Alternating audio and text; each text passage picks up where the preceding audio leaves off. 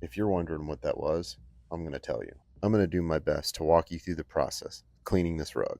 If you've never been here, my name's Matthew. I do rug cleaning for a living, and a couple years ago I started recording all my work and posting it online. This particular rug, although it didn't look super dirty, it smelled like dog pee and just generally like dog, which is why I'm going to put it in a bag and soak it with cleaning solution. Later in the video, I'm going to show you deep in the fibers where I use an air tool to separate the fibers, and you're going to see the dog hair that's just deeply embedded.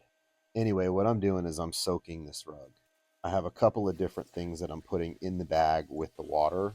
It just helps to break down and emulsify the stuff that makes cleaning a rug like this really hard. And that would be dog oils or dog pee or anything that's not on the surface of the fiber.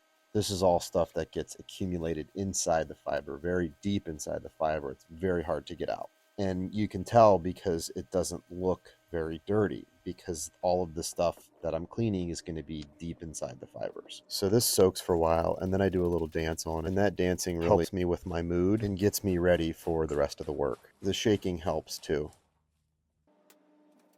After the rug soaks for a little while, I drain the bag. I learned a lesson a couple of weeks ago that the drain on my wash floor doesn't drain as fast as these bags can drain. And if you want a fun video, go back a couple of weeks and I spilled basically an entire bag on the floor, not the wash floor, outside the wash floor. It didn't make it into the drain. It filled the drain and then overfilled the drain and then went all over my wash floor. Anyway, so after this thing's been soaking a little while, I unroll it and I get ready to do my clean. And I'm going to use this brush machine to help get the embedded dog fibers. And here's that little video that I was telling you about, where I used an air tool to separate the fibers to get the dog hair that's embedded to get it up to the surface. And that's what I'm doing with this tool here. And as you can see, it just really all clumped up in there. It's pretty gnarly stuff.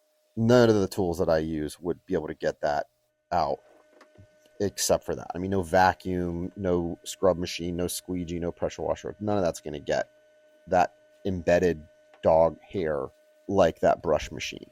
And if there's any carpet cleaners here, they know what that machine is. That machine is like gold cleaning carpets.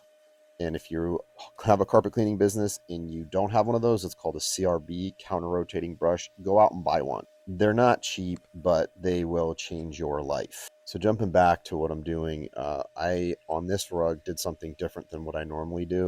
A lot of times I will put the cleaning solution in the tank on the machine that I'm using and basically just shower feed it through that tank, through the head of the machine into the rug. A lot of the other guys you watch will use watering cans and they'll pour the cleaning solution onto the rug.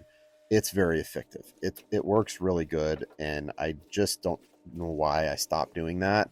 I think because the head of the machine is so heavy that it helps work the cleaning solution into the fibers better than just pouring it on. But this rug's so thick, so dense, that I really had to pour it on and just let that stuff sit. I just kind of feel it out. I let the rug talk to me. I know that sounds kind of weird because systems are really important, but this is something where I'm reading the rug. I'm kind of getting a response with each step. So sometimes I do things out of order. Sometimes I'll repeat something twice. And sometimes I skip a step. It depends on the rug. Some rugs I won't clean the backside because of the back material is got glue, and if I go too aggressive on the glue will start to fall apart and then the rug falls apart. That's not the case with this rug. I am going to pressure wash the back of this rug, like the snot out of it, because it's so thick and there's so much junk just built into the back of the rug that I got to get it out. And those little knots on the back of the rug are really dense, so a lot of stuff gets stored in there, as you're going to see when I squeegee. So this is a lot of the stuff that was in the backing that got forced to the face of the rug, and now I'm just pushing it out with the squeegee.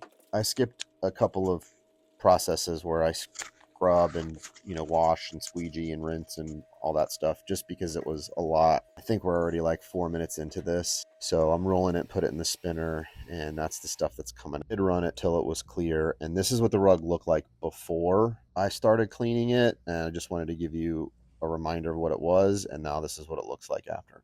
Not a huge difference, but a huge difference.